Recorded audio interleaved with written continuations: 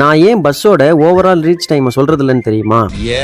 Hello guys, தேனில இருந்து மதுரை வரைக்கும் bus travel பண்ண போறேன். இந்த விக்னேஷ் டிஏடி பஸ்ல வெளியில ஒரு வீடியோ, உள்ள ஒரு வீடியோ எடுத்துட்டு ஒரு விண்டோ சீட்டா பார்த்து உட்காந்து பஸ்ல போட்டிருந்த வீடியோ சாங்க பாத்துக்கிட்டு இருந்தேன். 9:25க்கு தேனி பஸ் ஸ்டாண்ட்ல இருந்து பஸ் எடுத்துட்டாங்க. பஸ் எடுத்து கொஞ்சம் தூரம் போனதும் கண்டக்டர் அண்ணே டிக்கெட் கொடுக்க வந்தாங்க. தேனில இருந்து மதுரை வரைக்கும் 60 ரூபாய் டிக்கெட் சார்ஜ் பண்ணாங்க. டிக்கெட்டை வாங்கிட்டு வெளியில வேடிக்கை பார்த்துக்கிட்டே டிராவல் பண்ணிட்டு வந்தேன். இந்த பஸ் தேனி பஸ் ஸ்டாண்ட்ல எடுத்து கானாவிளக்கு, ஆண்டிப்பட்டி, உசிலம்பட்டி, வாலாந்தூர், செல்லம்பட்டி, கருமாத்தூர், செக்கானூரணி, காலவாசல் வழியா Madurai Arappalayam bus stand reach பண்றாங்க.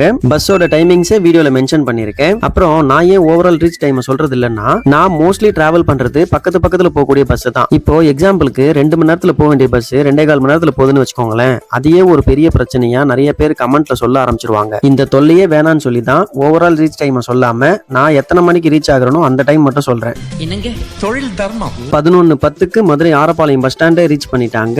என்ன சேஃபா கூட்டிட்டு வந்த டிரைவர் அண்ணனுக்கும் கண்டக்டர் அண்ணனுக்கும் ஒரு தேங்க்ஸ் சொல்லிட்டு அங்க இருந்து கிளம்பிட்டேன். வீடியோ அவ்வளவுதாங்க. வீடியோ லைக் பண்ணிட்டு சேனலை சப்ஸ்கிரைப் பண்ணிக்கோங்க. அப்புறம் இது வெறும் டிராவல் இல்லைங்க, இம்ப்ரமேஷன் இஸ் வெல்த்.